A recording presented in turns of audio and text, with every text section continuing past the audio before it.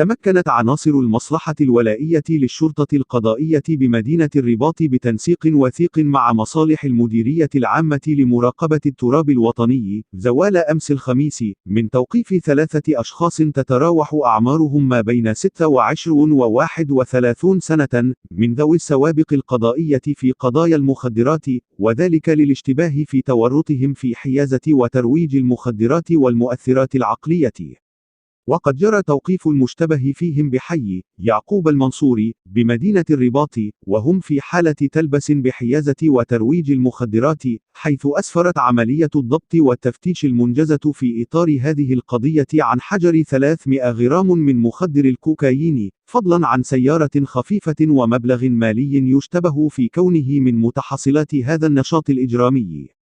وقد أظهرت عملية تنقيط المشتبه بهم في قاعدة بيانات الأمن الوطني أن أحدهم يشكل موضوع مذكرة بحث على الصعيد الوطني، وذلك للاشتباه في تورطه في قضية مماثلة تتعلق بترويج مخدر الكوكايين.